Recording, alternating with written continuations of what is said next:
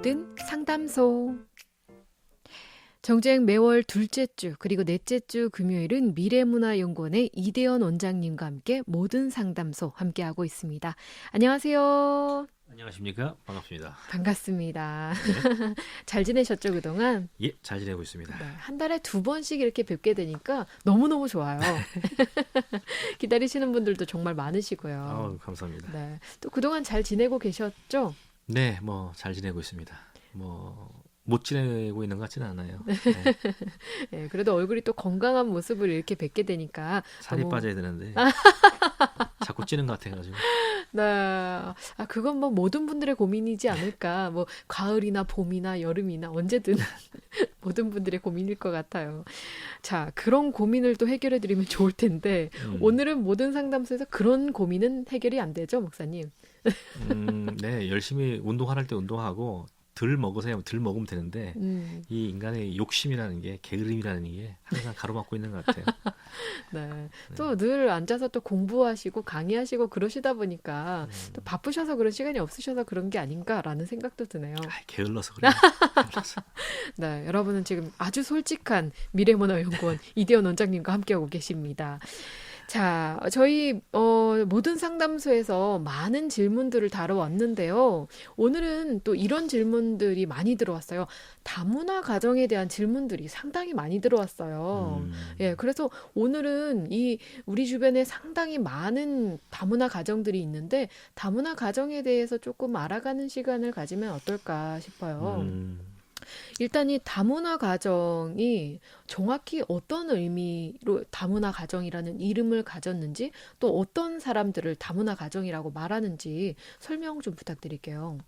뭐 다문화 가정이라는 것은 뭐 기본적으로 다 알고 계실 거예요. 다 알고 계시듯이 뭐냐면 한국 같은 경우는 주로 한국에서 이제 법적으로 허용되는 것 자체가 그 결혼을 통해서 가정을 이뤘을 경우에 이제 한국 사람으로 이제 편입하는 그런 방식으로서 이제 법이 제정돼 있기 때문에 아마 그게 2010년인가 제정된 법이 있어요. 2007년에 제정된 법이 있고 2010년에 제정된 법이 있는데, 그러니까 2007년에 제한 외국인 처우 기본법이 있고요. 2010년에 다문화 가족 지원법이라는 게 생겼는데 2010년에 생긴 그 다문화 가족 지원법을 보면은 결국은 뭐냐면 결혼을 통해서 한국에 들어와서 이제 그 한국 사람이 된 경우, 편입되는 그런 경우를 말하거든요. 그래서 그런 식으로 우리와 국적을 달리하고 혹은 민족을 달리하는 사람들끼리 만나서 가정을 이뤘을 때 이 형성된 과정들, 이런 가정들을 다문화 가정이라고 우리가 흔히 정의를 내리죠. 뭐 이건 제가 뭐 특별히 설명 안 드려도 다 이해하고 계실 거라고 생각하고요. 뭐 우리 주변에도 아마 다문화 가정들이 꽤 많을 거라 같아요.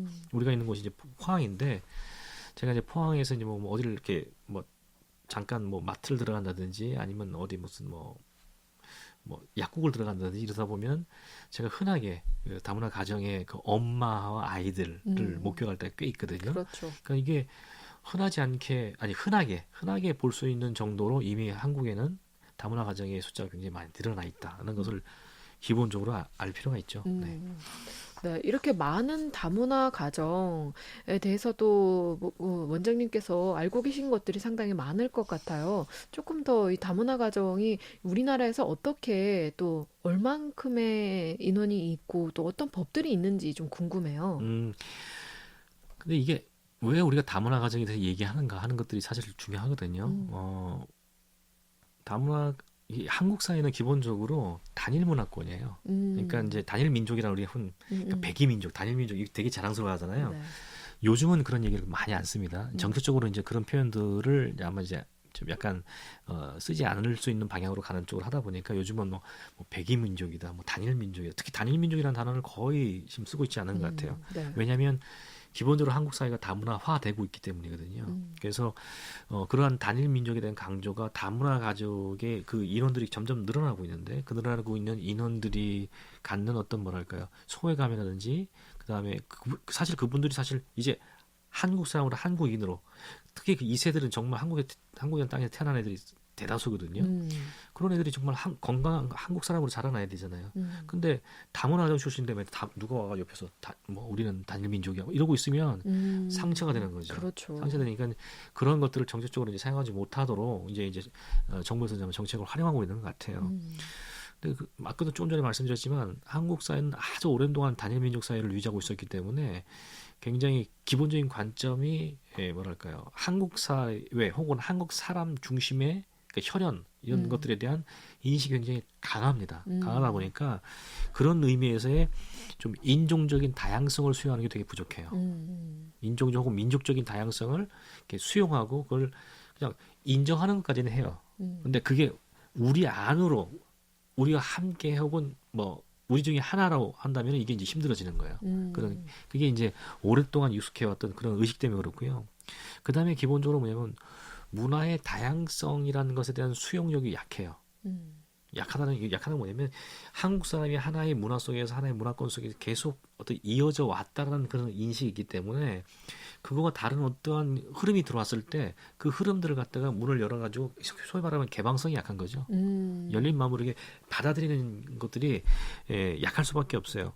근데 그것은 그냥 무조건 탓할 수만은 없는 게 그러니까 아주 오랜 역사 속에서 그 형성된 거기 때문에 사실은 세계가 개방되고 뭐 우리 저기 진행자께서도 아시겠지만 제 기억으로는 제가 90년대 초에 이제 그때 제 대학 4학년 때인데 그때 그 학교의 지원으로 제가 이제 인도네시아에 그 2개월 동안 그 팀을 형성해서 이제 일종의 선교 여행처럼 다녀온 적이 있거든요. 학교 지원을 받아가지고 그때 제가 군에 가기 전이었어요. 그래가지고 뭐 병무청 가서 신고하고 그 다음에 허가서 받고 수원까지 내려가 서울에서 수원까지 내려가고 그거 받아가지고 또 무슨 교육들이 많아요. 그거 다 받았어야 돼요. 이제 그랬거든요. 근데 이제 제가 유학을 99년에 떠났는데 그때는 그런 교육을 받지 않았어요. 그러니까 88년 올림픽 이후에 한국 사회가 이제 여행 자유화가 좀 해외 여행 자유화가 생기기 시작했는데 실질적으로 정말 자유화가 된 건 아마 90년대 중반 이후인 것 같아요. 그러니까 한국 사회가 실질적으로 다른 문화들, 다른 인종과 다른 문화에서 열리고 그거 기억 안 나시나요? 어렸을 때 길거리 가다가 뭐 백인이나 흑인이나 가면 우리 봤다고 이러고 이게 쳐다봤단 말이에요. 왜요? 신기하니까. 누가 영어를 하면 콕 쳐다봤단 말이에요. 근데 지금 길거리 다니다 누가 백인이든 흑인이든 뭐 다니면 누가 쳐다보나요? 안 쳐다본단 말이죠. 왜? 이제는 그게 너무 많은 거예요. 그렇죠. 그리고 누가 영어를 해도 뭐 신기하게 안 쳐다봐요 이제는요.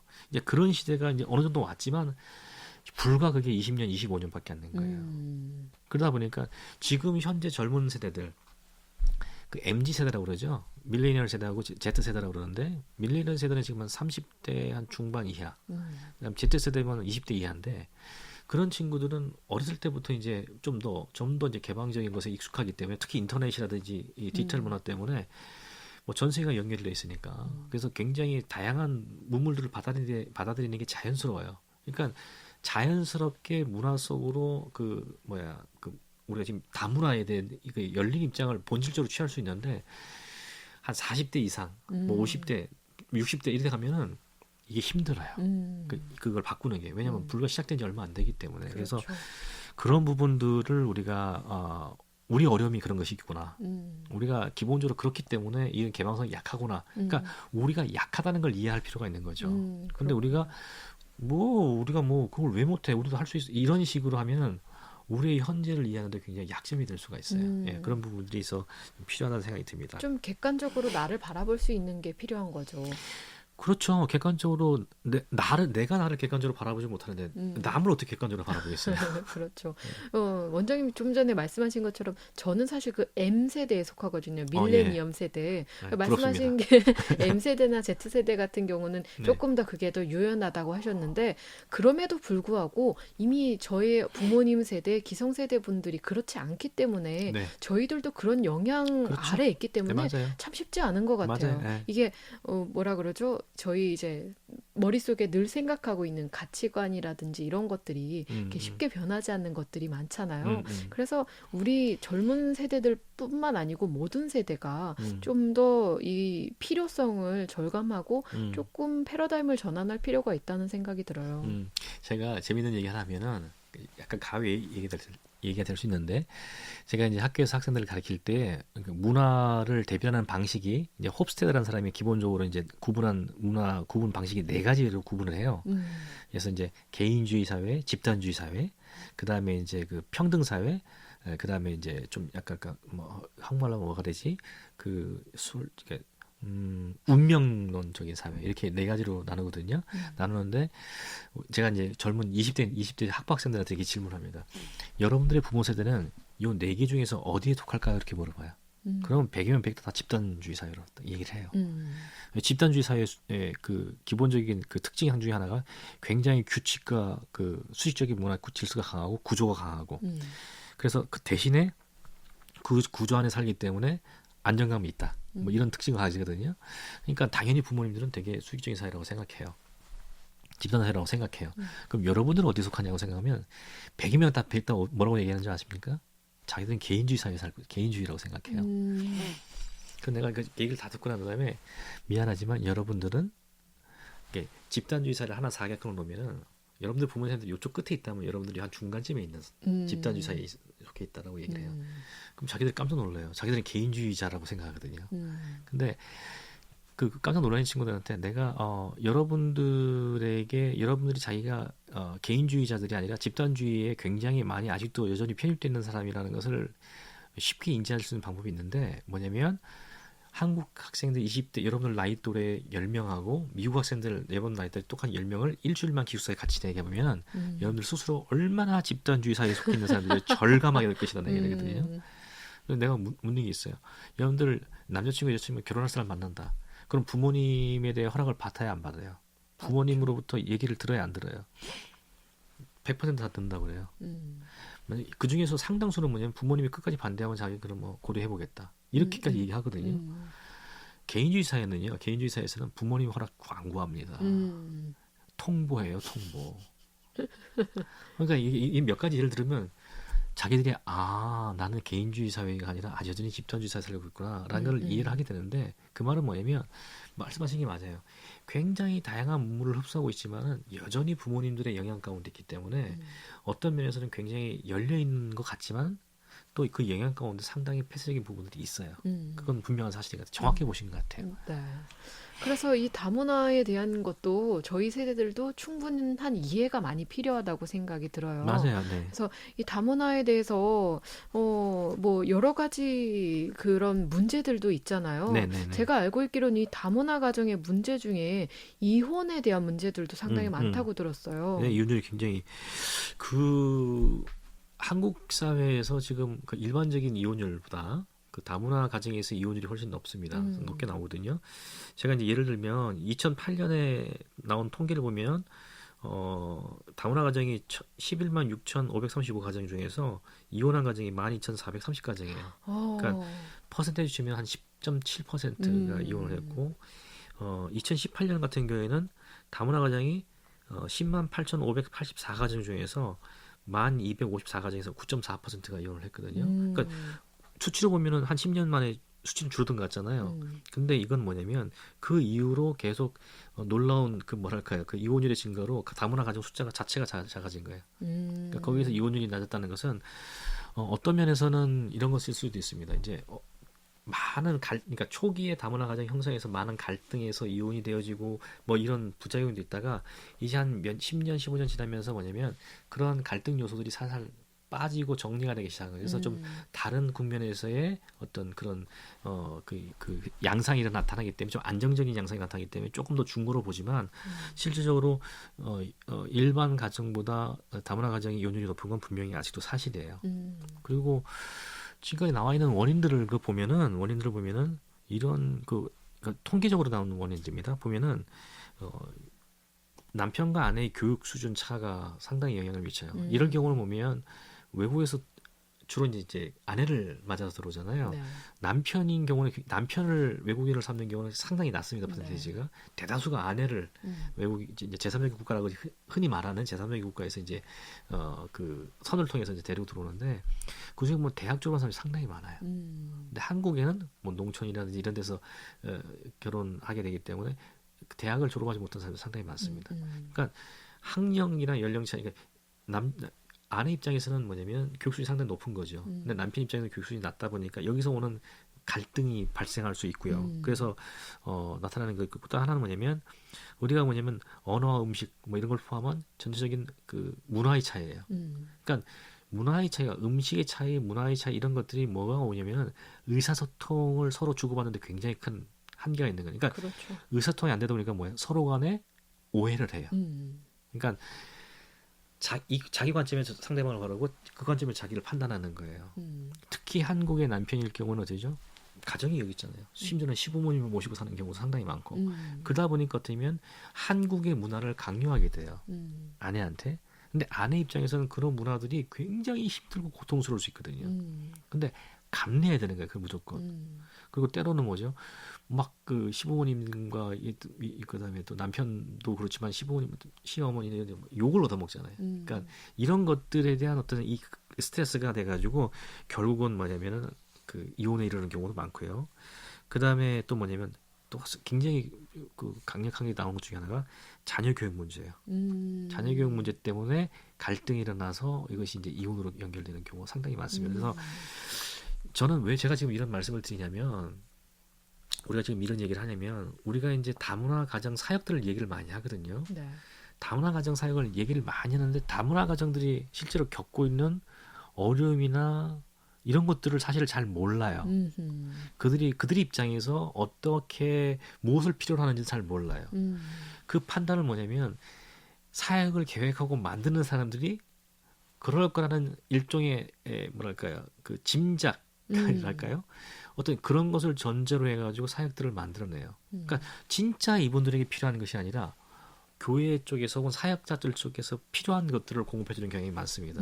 그러다 보니까 정말 문제는 뭐냐면요, 이게 이들에 대한 어떤 뭐랄까, 그러니까 뭐야, 진짜 이해라든지 이걸 바탕으로 해서 사역을 진행하는 시간이 아니라 일종의 뭐랄까요, 수혜라든지 어찌보면 약간 불쌍해, 도와줘야 돼, 이런 입장에서 어부로 차는 경우가 되게 많아요.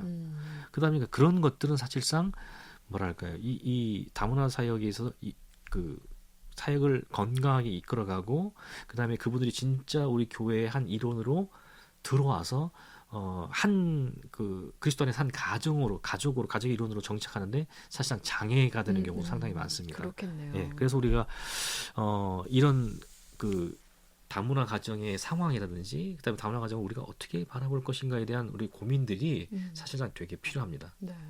이런 고민들이 말씀하신 것처럼 자꾸만 우리는 어떻게 이 다문화 가정들을 우리 쪽 방향으로 흡수하려고 하는 경향들이 상당히 많잖아요. 근데 진짜 다문화 가정을 이해하기 위해서는 좀 약간 동등한 선상에서 흡수가 아니고 서로 이해하고 우리는 이해한다고 하지만 흡수하려는 이런 경향을 우리가 좀 깨닫고 그런 성향들을 우리가 먼저 버리는 게 좀 중요하지 않을까 싶어요. 저는요, 지금 한국 사회 우리 정부가 펼치는 정책들도 사실은 아직까지는 약간 흡수예요.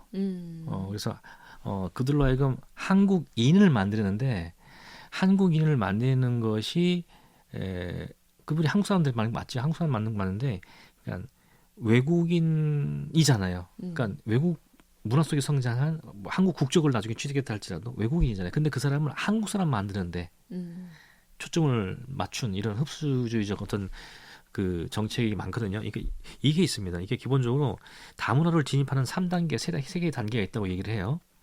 첫 번째는 이제 진입 단계에서는 뭐냐면 이민자에 대해서 약간 차별적이고 편견적인 태도를 갖습니다. 그리고 심리적으로 불안해하고 심리적으로 불안감을 느껴요. 왜냐하면 그분들이 와가지고 우리 일자리를 뺏고 우리 자리를 뺏는다는 생각을 하게 되면 심리적 불안감을 느끼는 거예요. 또 하나는 뭐냐면 그렇기 때문에 설사 받아들인다도 우리처럼 만드는 동화 정책을 사용하는 거죠. 그게 이제 일종의 진입 단계라고 한다면 이 전환 단계에서 어떤 일이 발생하냐면 다양한 형태의 가족 관계가 형성되는 것을 이제 설설 인정에 대한 쪽으로 나가요. 그다음에 근데 문제는 뭐냐면 이제 자기들끼리 모여 사는 형세. 그러니까 예를 들어서 이거죠. 다문화 가정들도 너무 재밌는 게 뭐냐면 다문화 그 가족 그 아내들을 쫙 모으잖아요. 그럼 그 안에서도 자기들 나라 출신끼리 또 따로 모여요. 그러니까 이게 이제 어쩔 수 없는 것일 수도 있어요. 근데 그것들을 극복할 수 있게끔 사역을 전개하는 게 중요하거든요. 예, 그러지를 못하고 있는 것들이 되게 많고 그러다 보니까 자기들끼리 모이는 것들이 생기게 되고 그러다 보면 그 결과적으로 되면 주류 사회에서 고립되게 되는 거죠. 그러니까 엄마들이 고립되는데 그럼 그 자녀들은요. 이런 양상들이 자꾸 발전하는 거예요. 그래서 교회에서는 그 사람들이 다문화 가정끼리 어떤 고립된 다문화 사역 하면 어떻게 되죠? 다문화 사역이 교회의 각 모임 속에 착 펴 있는 게 아니라 어떻게 하죠? 다문화 사역이 따로 모여서 이렇게 만들어요. 그렇죠. 그러니까 우리 절대로 그걸 의도하는 건 아니긴 한데 결과적으로 뭐냐면 그들을 고립시켜놔요. 그런 일들이 발생하거든요. 그 다음에 이제 이런 단계가 좀 넘어서면 어떤 단계가 오냐면 이제 앞전에 이렇게 진입 단계하고 전환 단계에 대해서 나타났던 여러 가지 모순들이나 잘못들에 대해서 비판을 막 관성을 하게 되는 거죠. 그러고 난 다음에 뭐냐면 2세대, 3세대 다문화 가정 출연을 하게 되면서 이제 그것을 내부의 문화로 흡수하는 이런 일들이 발생하게 돼요. 그다음에 공존하는 쪽으로 가져가기 시작해요. 근데 지금 한국의 정책도 아까 말씀드렸듯이 아직까지는 뭐냐면 두 번째 단계, 그러니까 과정 전환 단계에도 아직 벗어나지 못하고 있거든요. 근데 문제는 뭐냐면 한국 교회가 다문화 사역을 하는 것은 이런 한국 정부가 진행하고 있는 다문화 정책의 수준에도 못 미치고 있는 거예요. 그러니까 이게 답답한 일이죠. 저는 교회의 사역이 정책을 앞서 나가야 된다고 생각하거든요. 그래서 그것을 가지고서는 오히려 선도해 나가야 된다고 생각해요. 그렇죠. 그리고 방향을 제시하고 그래야 된다고 생각하는데 오히려 정부가 진행하는 하는 일들도 제 사실은 뭐냐면 한국 교회를 보면 아직도 진입 단계를 못 벗어난다고 봐야죠. 그러니까 뭐 우리가 이제 다문화주의로 가는 패러다임을 여러 가지 모델로 설명하는데 첫 번째 모델이 그러니까 가장 기본적인 모델이 뭐냐면 동화 모형이 있어요. 이건 뭐냐면 들어오면 너희들 출신 정체성 포기해. 이제는 한국 사람. 이제부터 너희 여러분 정체성은 한국 사람이야. 그러니까 한국 사람 되세요. 이걸려고 해요. 한국말, 한국 문화 이걸 가리키고 이런 식으로 가거든요. 근데 샐러드볼 모형이라는 게 있어요. 이건 뭐냐면 샐러드볼 아시죠? 네. 샐러드 보면 거기는 막 섞여 있잖아요. 섞여 있지만 뭐냐면 통합이나 동화가 아니고 뭘 하냐면 차이를 인정하면서 공존을 지향해요. 이게 사실은 샐러드볼 모양이라는 것이 굉장히 중요한 모형이거든요. 이것이 정말 다문화를 형성하는 가장 기본적인 방식이라고 봐요. 근데 지금 아직까지는 뭐냐면 우리 형이 동화 모양 쪽으로 많이 가거든요. 정책도 아직 그쪽으로 가고 있고요. 그런데 교회는 그거보다 훨씬 더 뒤져 있는 거예요. 근데 저는 교회가 나서서 교회가 이 다문화 가정을 대할 때 이런 동화 정책을 넘어서는 샐러드 모형으로 교회에서 제시하고 그다음에 다문화 가정을 축하하고 그다음에 다문화라는 자체를 갖다가 자기들이 갖고 있는 기본 정체성이 있잖아요. 예컨대 그 필리핀 어머니하고 한국인 아버지 자녀가 태어났어요. 그럼 이 아이는 뭐예요? 필리핀 어머니의 문화를 자랑스러워하고 아버지의 문화까지 자랑스러워하고 하는 이런 두 개의 문화를 동시에 수용할 수 있는 사실 선교에서 굉장히 중요한 게 그 이중가교라는 게 있거든요. 뭐냐면 선교사님들이 선교지 가잖아요. 선교사 자녀들은 기본적으로 뭐냐면 그쪽 문화도 익숙하고 한국 문화도 익숙해요. 그리고 어떻게 양쪽에서 약간 이방인 취급당해요. 그러니까 이들이 뭘 하면은 미셔널 브리치를 해가지고 현지와 그 뭡니까 한국어도 잘하니까 이 양쪽을 연결시키는 브릿지 역할을 할 수 있는 굉장히 중요한 역할을 할 수 있거든요. 네네. 이런 것들을 사실은 어머니를 통해서 필리핀 문화를 잘 이어받고 필리핀의 사정을 잘 알고 있고 그 다음에 기회가 되면 필리핀에 가서 생활해보고 그 다음에 그 친척들이 있으니까 그런 생활에서 양쪽의 한국의 그 여러 가지 문화라든지 그 다음에 필리핀의 문화를 이렇게 가교육할 수 있는 것들로 존중해주고 너희들이야말로 그런 장점이 있어라고 하고 그게 우리를 위해 도움이 돼라고 이게 인정을 해주는 식으로 나간다면 자기들이 지금 정체성을 흔들릴 이유가 없겠죠. 어린아이들이 어머니의 문화도 자랑스러워하고 아버지 문화도 자랑스러워하는 그래서 이런 말이죠. 그러니까 이런 거죠. 필리피노 코리안이에요. 그러니까 정체성은 코리안에 맞춰져 있죠. 근데 나는 한국 사람 그러니까 예를 들어서 이런 거죠. 미국에 가면 코리안 아메리칸 이렇게 얘기하거든요. 그러니까 미국 사람이라는 거죠. 아메리칸이라는 얘기죠. 근데 뭐냐면 한국의 정체성을 갖고 있는 아메리칸이라는 거예요. 그러니까 마찬가지 한국에서 뭐죠? 필리핀 코리안. 그다음 뭐죠? 그다음에 또 베트남이즈 코리안. 이 가능한 거예요. 이런 것들을 실질적으로 성립할 수 있게 도와준다면 여러 가지 면에서 그런 친구들 다문화 가정의 친구들이 한국에서 굉장히 중요한 자산으로 사용할 수 있을 겁니다. 그러게요. 선교적 자원으로도 굉장히 잘 활용할 수 있어요. 근데 굉장히 사실상 이걸 걔들을 자랑스럽게 키울 수 있는데 자꾸만 흡수만 하고 불쌍해 도와줘야 돼 이런 쪽 하게 되면 위축되잖아요. 그렇죠. 그죠? 상대방 나를 불쌍하게 본다는데 난 불쌍한 사람이 돼버리는 거지. 특히 어렸을 때부터. 그러니까 이런 위축되지 않게 교회에서 그런 문화를 만들어가고 열어가고 한다면 굉장히 그 뭐랄까요 선교의 그 다문화 가정을 사역을 향한 그다음에 또 뭐랄까요 그 그런 문화를 형성하는데 굉장히 중요한 교회가 그러니까 오히려 정부의 정책을 쫓아가거나 정부의 정책을 우리가 필요한 것들 갖고 와야 되겠지만 그런 거가 협력해서 한 교회가 낼 수 있는 훨씬 더 앞선 이런 가이드라인이나 이런 것들을 오히려 정부 쪽에 건의하고 제시할 수 있다면 좋지 않을까 이런 생각을 합니다. 실제로 상주 쪽이나 이런 쪽에서는 그런 그 오히려 정부의 건의라면서 이런 사역을 끌고 나가는 팀도 제가 있다는 얘기를 듣거든요. 그래서 그런 것들이 오히려 교회가 교회이기 때문에 또 선도적으로 할 수 있는 부분이 있었지 않을까. 그것도 생각해 보십시오. 버마 현지 가가지고 미얀마 현지 가가지고 불교 국가인데 캄보디아 불교 국가인데 선교하기 쉽겠습니까? 그렇죠. 근데 그분들이 지금 한국에 들어와 있잖아요. 그러니까 타문화권에 들어와 있는 사람들은 기본적으로 저도 미국에 한 12년 살다 왔거든요. 유학을 12년 동안 유학생활을 했기 때문에 가면 기본적으로 뭐냐면 내가 이쪽 문화에 배워야 되고 이쪽 문화에 내가 맞춰야 된다는 의식을 갖게 돼요. 그러면 타문화권에 들어온 사람들은 결혼을 통해 들어왔든 어떻게 들어왔든 그런 의식을 갖는다고요. 그리고 조심스러워하고 두려워하게 돼 있어요. 근데 그런 분들을 갖다가 교회에서 잘 수용하고 받아주고 오히려 존중해주는 것으로 나온다면 이분들이 우리가 가서 선교는 못할지라도 들어와서 뭐예요 교회에 대한 어떤 뭐예요 우호적인 마음을 가지고 의지하게 되고 한국 사회가 아직 기본적인 한국 사회가 그 분위기가 그런 형성되어 있지 않은데 아직도 흡수 쪽으로 가고 있는데 교회에서는 오히려 그 다양성을 존중해주는 쪽으로 선교 사역이나 정책적으로 가고 있다면 이분들이 교회에 대한 관심과 교회에 대한 의존도가 높아지지 않겠느냐는 거예요. 굉장히 자연스럽게 오히려 교회를 자신들이 그 뭐랄까 그 해소할 수 있는 슬픔이나 외로움과 이런 것을 해소할 수 있는 장으로 교회 쪽으로 더 기대오고 들어오지 않을까. 그게 오히려 현명하고 그런 선교 정책이 되지 않을까 그런 생각도 많이 합니다. 네. 네, 그렇군요. 말씀 들어보니까 우리 교회가 조금 더 이 다문화 가정에 대해서 관심을 더 깊이 가지고 조금 더 연구하고 노력해야겠다라는 생각이 많이 듭니다. 네, 그럼 저희가 이 다문화 가정에 대해서 이야기를 나누고 있는데 이 다문화 가정 출신 자녀들에 대해서 이야기를 안 나눌 수가 없을 것 같아요. 그렇죠. 상당히 많잖아요. 지금 네. 초등학교에도 이야기 들어보면은 참 내 주변에 다문화 가정 친구들이 있어라고 이야기하는 친구들도 많아요. 맞아요. 지금 제가 이제 통계를 한번 살펴보니까 2012년에 다문화 가정 출신의 그 초중고등학생 쪽 합쳐가지고 숫자가 46,954명이었어요.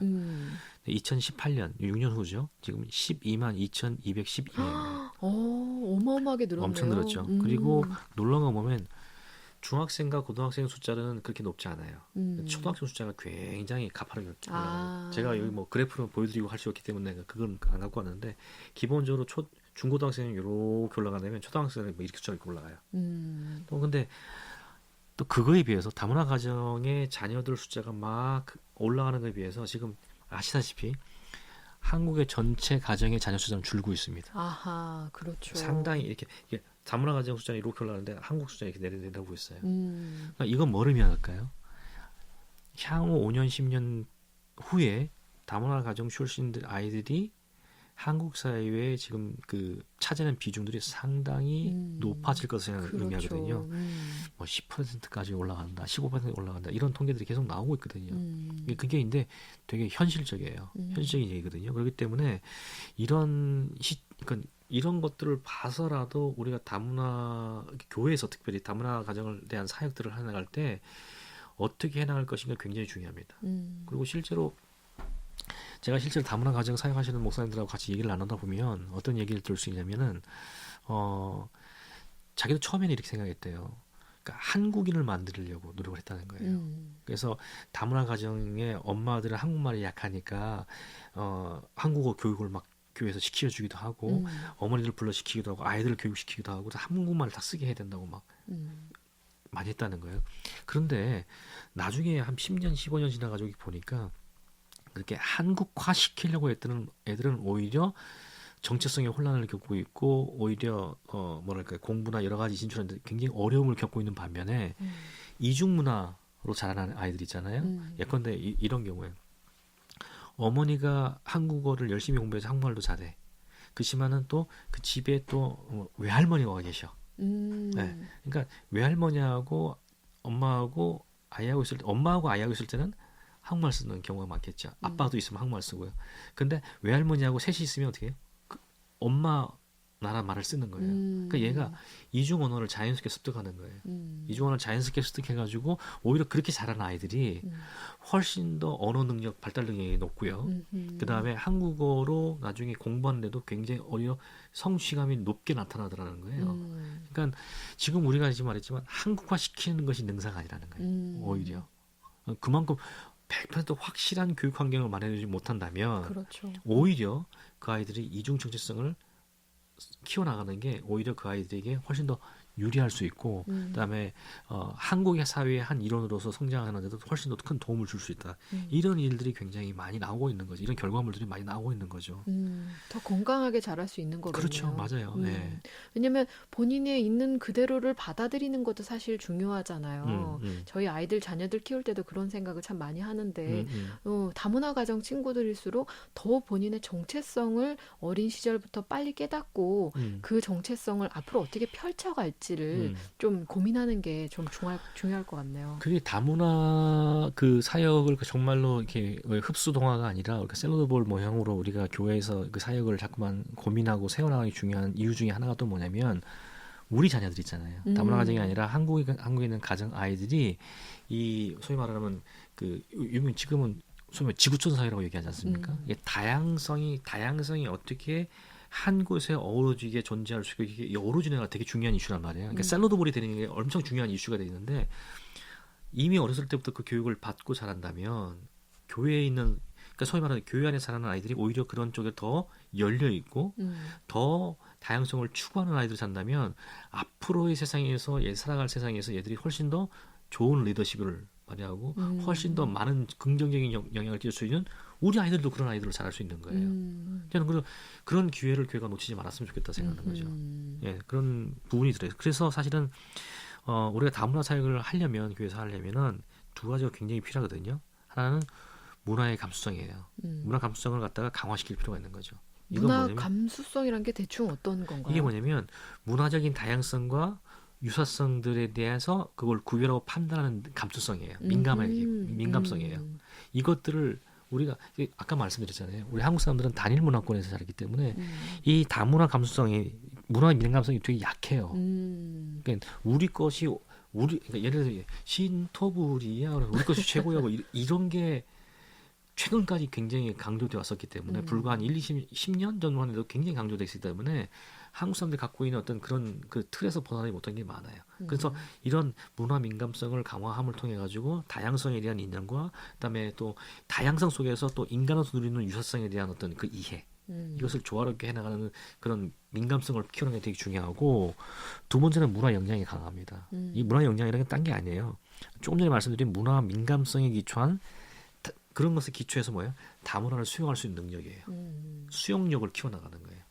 그래서 지금 우리가 수용력이라 말하지만 사실상 이것은 수용 여부가 아니라 그건 지극히 당연한 것으로 전제하고 들어가는 이건 뭐 이상한 것을 우리가 노력을 해서 이걸 받아들이는 이 수준은 초기 단계고 이미 다양한 것들이 다양한 문화들이 존재하는 것을 있는 그대로 자연스럽게 받아들이는 거예요.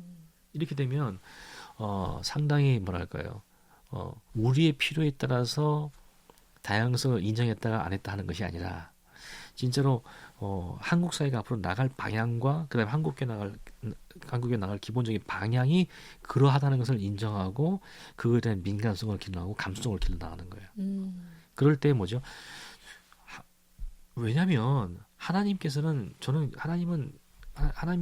우리가 하나님의 형상을 입고 태어났다고 했을 때 가장 그 강조되는 것 중에 하나가 창조성이거든요. 인간의 창조 능력이거든요. 인간의 창조 능력이라는 것은 다양성에 기반할 때 꼭 피울 수 있는 거예요. 그러니까 다양하다는 것은 하나님께서 기뻐하시는 거예요.